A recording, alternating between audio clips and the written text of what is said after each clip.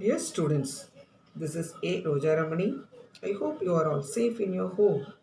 Today, we are going to learn about plant anatomy and plant physiology. Introduction. Plant anatomy is the branch of biology concerned with the study of internal structure of organisms and their parts. Plant anatomy அப்படின்னா என்னன்னு பார்த்தோன்னா பயாலஜியில் ஒரு பிரிவு தான் plant anatomy. இந்த plant அனாட்டமியில் நம்ம என்ன படிக்க போகிறோம் அப்படின்னு பார்த்தீங்கன்னா இன்டர்னல் ஸ்ட்ரக்சர் பிளான்ட்டோடைய நம்ம அவுட்டர் சர்ஃபேஸ் பிளான்ஸோட தான் பார்த்துருப்போம். நம்ம அதோட இன்டர்னல் ஸ்ட்ரக்சர் எப்படி இருக்கும்னு தெரியாது. அப்போ அனாட்டமி தெரிஞ்சால் தான் அந்த இன்டர்னல் ஸ்ட்ரக்சரை பற்றி என்ன பண்ண முடியும், தெரிஞ்சிக்க முடியும். Study of internal structure of organism and their parts. இந்த இன்டர்னல் ஸ்ட்ரக்சரை பற்றி தெரிஞ்சுக்கிறதுக்கு நமக்கு அனாட்டமி யூஸ் ஆகுது இல்லையா?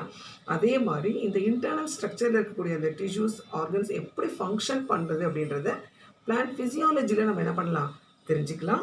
First plant anatomy. Next, Nehemiah Grew is the father of plant anatomy. இவர் தான் ஃபஸ்ட்டு இந்த பிளான்ட் அனாட்டமியை பற்றி புக்கு பப்ளிஷ் பண்ணி ரிசர்ச் பண்ணி இருக்கா. அதனால தான் அவர் என்னன்னு சொல்கிறோம், நம்ம ஃபாதர் ஆஃப் பிளான்ட் அனாட்டமின்னு சொல்கிறோம்.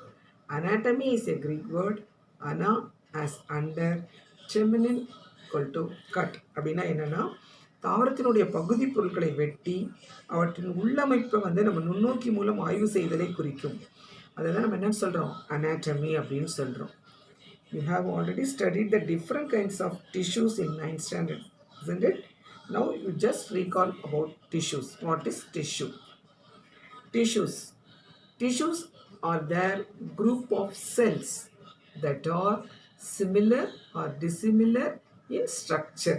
Tissues அப்படின்னா என்னன்னு பார்த்தோன்னா புற அமைப்பினுடைய அடிப்படையில் அமைப்பு மற்றும் செயல் ஆகியவற்றில் ஒத்து காணப்படுகின்ற ஒரு செல்களாலான ஒரு தொகுதியை தான் நம்ம என்னென்னு சொல்கிறோன்னா டிஷ்யூ அப்படின்னு சொல்கிறோம். புரிஞ்சுதா? Tissues plant tissues are classified into two. They are meristematic tissue and permanent tissue. Plant tissue two types are classified பண்ணியிருக்காங்க. One is meristematic tissue, another one is permanent tissue. First, meristematic tissues are group of immature cells that are capable of undergoing cell division. Meristematic tissues அப்படின்னா தமிழ் என்ன சொல்லுவாங்கன்னா மொக்கு திசு அப்படின்னு சொல்லுவாங்க. தொடர்ந்து பகுப்படையும் தன்மை கொண்ட ஒத்த அளவுடைய செல்களாலான தொகுதியை தான் நம்ம மெரிஸ்டமேட்டிக் டிஷ்யூன்னு சொல்கிறோம். See the diagram. What are the types of meristematic tissues? Apical meristem, intercalary meristem, lateral meristem. இப்போ எபிக்கல் மெரிஸ்டம் அப்படின்னா என்ன, அதனோட ஃபங்க்ஷன் என்னன்னு பார்த்தோன்னா எபிக்கல் மெரிஸ்டமோட ஃபங்க்ஷன் பார்த்தோன்னா ஸ்டெம்முடைய tip of the stem and tip of the ரூட்டில் தான் இந்த எபிக்கல் மெரிஸ்டம் டிஷ்யூஸ் காணப்படும். இது ஸ்டெம்முடைய நுனி வளர்ச்சிக்கும் வேரினுடைய வளர்ச்சி, இப்போ தாவரங்கள் வளர்கிறதுக்கு முக்கியமாக அதனுடைய எங்கே வளர்ச்சியை நம்ம பார்க்கப்படும் எட்ஜில் அந்த நுனி வளர்ச்சியை தான் எபிக்கல் மெரிஸ்டம் செல்ஸ் பண்ணும். Next intercalary meristem. The intercalary meristem is present in the nodal regions, the elongations of the nodal region. It helps to the plants in a bushy growth வளர்ச்சி அடையிறதுக்கு இந்த இன்டர்கேலரி மெரிஸ்டம் டிஷ்யூஸ் யூஸ் ஆகும். Next lateral meristem. Lateral meristem அப்படின்னு சொன்னோன்னா பிளான்ட்டோடைய பக்கவாட்டு வளர்ச்சிக்கு இந்த lateral meristem use ஆகுது. இந்த லேட்ரல் மெரிஸ்டமோட அனதர் ஃபங்க்ஷன் பார்த்தோன்னா செகண்டரி க்ரோத் உருவாகிறதுக்கு பண்ணுறதுக்கு எது யூஸ் ஆகுதுன்னா இந்த லேட்ரல் மெரிஸ்டம் டிஷ்யூஸ் தான். Now clear students? Next go for permanent tissue or those in which growth has stopped either completely or for the time being. Permanent tissue அப்படின்னா என்னன்னு சொல்லுவோம், நிலைத்த திசுக்கள் அப்படின்னு சொல்லுவாங்க. நுனி ஆக்கு திசுவினால் உருவாக்கப்படுகின்ற செல்கள் வேறுபாடு அடைந்து இந்த நிலைத்த திசுக்களை உருவாக்குது. இந்த நிலைத்த திசுக்கள் பகுப்படையும் திறனை நிரந்தரமாகவோ அல்லது தற்காலிகமாகவோ என்ன ஆகிடும், எழுந்துடும். Some of the examples of permanent tissues பார்த்தோன்னா parenchyma, collenchyma and sclerenchyma. Next, tissue system. Sachs 1875 classified tissue system in plants into three types. One is epidermal tissue system, ground tissue system, third one is vascular tissue system. First, epidermal tissue system. What is epidermal tissue. What is epidermis அப்படின்னு பார்த்தோம்னா, epidermis is the outermost layer. It has minute pores called stomata. Cuticle is present outer wall of epidermis to check evaporation. இப்போ epidermis அப்படின்னு பார்த்தோம்னா outer most layer தான் நம்ம வந்து எபிடர்மிஸ்ன்னு சொல்கிறோம். இப்போ தவிர்த்தபடி செல்லினுடைய அவுட்டர் மோஸ்ட் லேயர் தான் என்னது எபிடர்மிஸ் செல்ஸ். இது வந்து சிங்கிள் லேயர் செல். இந்த செல் வந்து என்ன டிஷ்யூ பேரன்கைமா டிஷ்யூவால் ஆனது. இதில் பார்த்தோம்னா என்ன இருக்குது, மைன்யூட் போர்ஸ் கால்டு ஸ்டொமேட்டா. இந்த ஸ்டொமேட்டாஸ் எதுக்கு யூஸ் ஆகுது, டிரான்ஸ்பிரேஷன்ஸ்க்கு யூஸ் ஆகுது. Next cuticle is present on the outer wall of epidermis to check the evaporation. See the functions of epidermal tissues. Protects the inner tissue. Inner tissues வந்து என்ன பண்ணுது, protect பண்ணுது. Stomata helps in transpiration. Root hairs helps in absorption of water and minerals. Protects the inner tissue. Protect பண்ணுறதுக்கு use ஆகுது epidermal tissue. Next வந்து stomata வந்து எதுக்கு பயன்படுது, டிரான்ஸ்பிரேஷன் நீராவி போக்க பண்ணுறதுக்கு யூஸ் ஆகுது. நெக்ஸ்ட் ரூட் ஹேர்ஸ் வந்து எதுக்கு யூஸ் ஆகுதுன்னா ஹெல்ப்ஸ் இன் அப்சார்ப்ஷன். சாயில் இருக்கக்கூடிய வாட்டர் அண்ட் மினரல்ஸ் அப்சர்வ் பண்ணி கொடுக்கறதுக்கு இந்த ரூட் ஹேர்ஸ் வந்து யூஸ் ஆகுது. நவ் கிளியர் ஸ்டூடெண்ட்ஸ், நெக்ஸ்ட் போலாமா. Ground tissue system. It includes all the tissues except epidermal and vascular tissues like cortex, endodermis, pericycle and pith. இப்போ ground tissue system அப்படின்னா என்னன்னு பார்த்தோம்னா, எபிடர்மல் டிஷ்யூவும் வேஸ்குலார் டிஷ்யூவும் தவிர மற்ற another tissues எல்லாமே நம்ம என்ன சொல்கிறோம், கிரவுண்ட் டிஷ்யூன்னு சொல்கிறோம். கிரவுண்ட் டிஷ்யூக்கு எக்ஸாம்பிள்ஸ் பார்த்தோன்னா என்னது, கார்டெக்ஸு, என்டோடர்மஸ், பெரிசைக்கிள் அண்ட் பித். இந்த டயக்ராமில் பாருங்கள் எங்கே இருக்குது அந்த கிரவுண்ட் டிஷ்யூஸ்லாம் எங்கே இருக்குன்னு பார்க்கலாம். கார்டெக்ஸ் டிஷ்யூ பார்த்தீங்களா, ஒயிட் கலரில் இருக்குது. என்னது அது, கார்டெக்ஸ் டிஷ்யூ. அதுக்கப்புறம் வெஸ்குலர் பண்டல்ஸ்க்கு மேலே பார்த்தீங்கன்னா சிங்கிள் லேயர் செல்ஸ் பார்த்தீங்க இல்லையா, என்டோடர்மஸ். என்டோடர்மஸ்க்கு அடுத்து இருக்கிற லேயர் என்னது, பெரிசைக்கிள். அடுத்து மிடில் இருக்கக்கூடிய பித் ரீஜியன். இது எல்லா டிஷ்யூமே என்ன டிஷ்யூன்னு சொல்கிறோம் நம்ம, ground tissue. These tissues are called ground tissue. The functions of ground tissues அப்படின்னு பார்த்தோன்னா, photosynthesis, food storage, regeneration, support, protection. இந்த ஃபங்க்ஷன் கிரவுண்ட் டிஷ்யூவோட ஃபங்க்ஷன் என்னன்னு பார்த்தோன்னா ஃபோட்டோசிந்தசிஸ்க்கு பயன்படுது. ஃபோட்டோசிந்தசிஸ்னால் என்ன இருக்குது, குளோரன்கைமா செல்ஸில் தான் எனக்கு குளோரோபிளாஸ் இருக்குது. அதை ஹெல்ப் யூஸ் பண்ணி பிளான்ட்ஸ் வந்து என்ன பண்ணுது, ப்ரிப்பேர் த ஃபுட். லீஃபில் இப்போ நல்லா அழகாக தெரியும் அந்த குளோரன்கைமா செல்ஸை. அடுத்து ஃபுட் ஸ்டோரேஜ், சிந்தசைஸ் பண்ணக்கூடிய ஃபுட்டை வந்து என்ன பண்ணிக்குது, அது ஸ்டோர் பண்ணி வச்சு, அதுதான் ஃபுட் ஸ்டோரேஜ். அதுக்கும் இந்த கிரவுண்ட் டிஷ்யூஸ் யூஸ் ஆகுது. நெக்ஸ்ட் ரீஜெனரேஷன்ஸ்க்கு யூஸ் ஆகுது. நெக்ஸ்ட் வந்து சப்போர்ட், இந்த பிளான்ட்டுக்கு வந்து ஒரு மெக்கானிக்கல் சப்போர்ட் கொடுக்கறது இந்த கிரவுண்ட் டிஷ்யூஸ் தான். அப்போ தான் இந்த மெக்கானிக்கல் சப்போர்ட் இருந்தால் தான் பிளான்ட்டை என்ன பண்ண முடியும், ப்ரொடெக்ட் பண்ண முடியும். மெக்கானிக்கல் சப்போர்ட்டுக்கு என்ன டிஷ்யூஸ் யூஸ் ஆகுதுன்னு பார்த்தோம்னா, கோலன் கைமா செல்ஸ், கிளியரன் கைமா டிஷ்யூஸ், இதெல்லாம் வந்து எதுக்கு யூஸ் ஆகுதுன்னா இந்த மெக்கானிக்கல் சப்போர்ட்டுக்கு யூஸ் ஆகுது. Clear students, next you go for vascular tissue system. It consists of xylem and phloem tissues. Xylem contains water and minerals. Phloem transport of food to different parts of a plant. Vascular tissuesனா என்னன்னு பார்த்தோம்னா, xylem and phloem tissue தான் நம்ம vascular tissue அப்படின்னு சொல்லுவோம். இந்த vascular டிஷ்யூக்கு இன்னொரு name என்னன்னு பார்த்தீங்கன்னா காம்ப்ளெக்ஸ் டிஷ்யூன்னு சொல்லுவாங்க.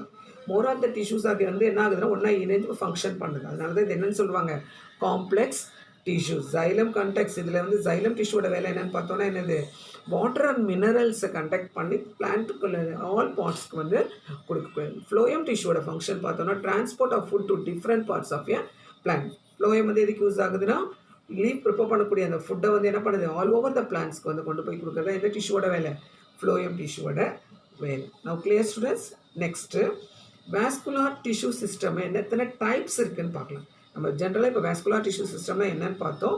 இப்போ வாஸ்குலார் டிஷ்யூ சிஸ்டமுடைய டைப்ஸ் ரேடியல், கன்ஜாயின்ட், கான்சென்ட்ரிக்.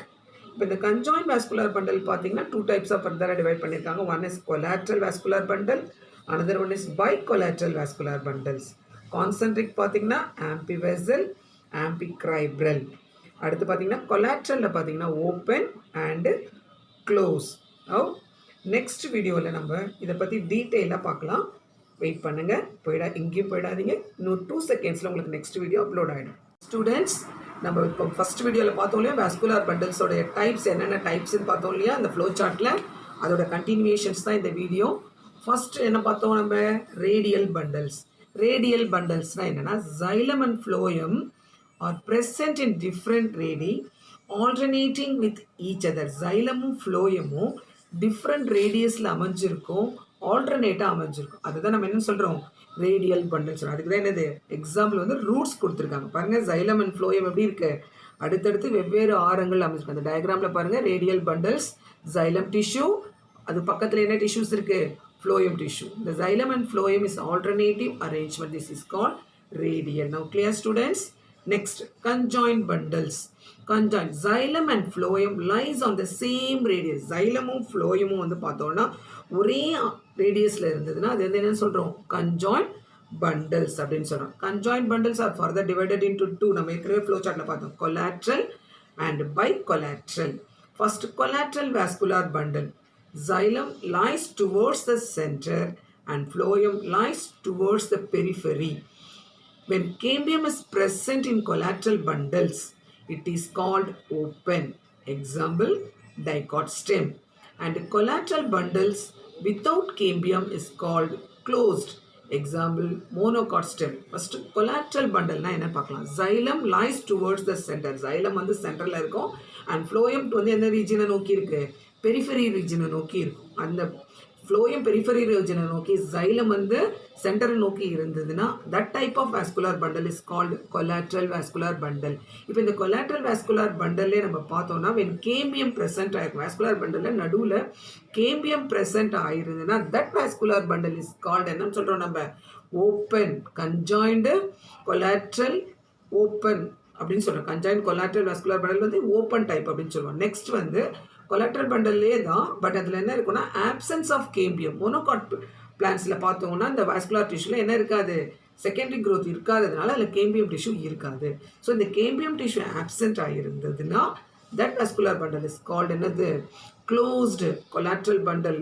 என்னது, closed conjoint collateral and closed அப்படின்னு சொல்லுவாங்க. இதெல்லாம் டிஃப்ரென்ஸ் இல்லைன்னா ஞாபகம் வச்சுக்கோங்க. ப்ரெசன்ஸ் ஆஃப் கேம்பியம் இருந்ததுன்னா அது வந்து என்னது, ஓப்பன். கேம்பியம் டிஷ்யூ இல்லைன்னா அது வந்து closed collateral vascular bundle. Now it clear? Next, bicollateral vascular bundle. The phloem is present on both outer and inner side of xylem. இதில் பார்த்தீங்கன்னா phloem is present on both inner and outer side. ரெண்டு சைட்லையும், inner சைட்லையும் phloem tissues இருக்குது, outer சைட்லையும். முதல்ல நம்ம பார்த்ததுல வந்து outer சைடில் தான் என்ன இருக்குது, phloem இருக்குது, இன்னரில் xylem பார்த்தோம். இந்த bicollateralல பார்த்தீங்கன்னா both sides the phloem is present. Middle பார்த்தோன்னா என்ன இருக்குது, xylem tissue is present. இதில் பார்த்தீங்கன்னா ரெண்டு பக்கத்துலையும் கேம்பியம் டிஷ்யூஸ் இருக்கும். அவுட்டரில் வந்து ஓப்பன் கேம்பியம், அதே மாதிரி உள்ளே வந்து பார்த்தீங்கன்னா இன்னரில் வந்து என்ன இருக்குது, கேம்பியம் டிஷ்யூஸ் இருக்குது. அப்போ ரெண்டு சைட்லேயும் கேம்பியம் டிஷ்யூ ப்ரெசண்ட்டாக இருந்ததுன்னா that vascular bundle is called bicollateral vascular bundle. Example வந்து குக்கர்பிட்டா பிளான்ஸ் வந்து அதுக்கு என்ன பண்ணியிருக்காங்க, குக்கர்பிட்டா பிளான்ட்டோடைய வாஸ்குலர் பண்டல் பார்த்தோன்னா அதில் இந்த பைகொலாட்ரல் டைப்பை ரொம்ப அழகாக பார்க்கலாம். Next, concentric bundles.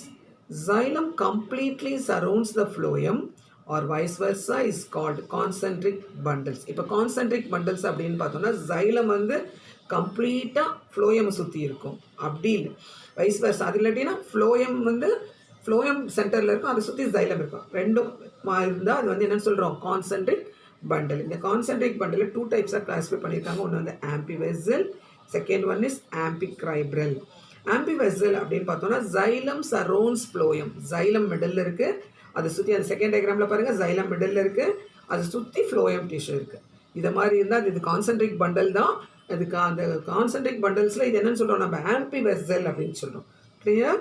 டிராசியானா இருக்குது, எக்ஸாம்பிள் கொடுத்துருக்காங்க. டிராசியானா பிளான்ட்டில் இருக்கக்கூடிய வாஸ்குலர் பண்டல் வந்து ஆம்பிவெசல். அடுத்து ஆம்பிக்ரைப்ரல் அப்படின்னு பார்த்தீங்கன்னா டோட்டல் அப்படியே opposite. phloem surrounds xylem. phloem middle இருக்கும், அதை சுற்றி xylem டிஷ்யூஸ் இருக்கும். பாருங்க, நல்லா கிளியராக தெரியுதா டயக்ராமில், phloem tissue surround xylem. Example வந்து ferns. Clear students? Next, Ntorq condition. What is Ntorq, what is exact, ரிப்பீட்டடாக எக்ஸாம்பிள் கேட்டுகிட்டே இருக்காங்க. What is Ntorq? Protoxylem lies towards the centre and metaxylem lies towards the periphery.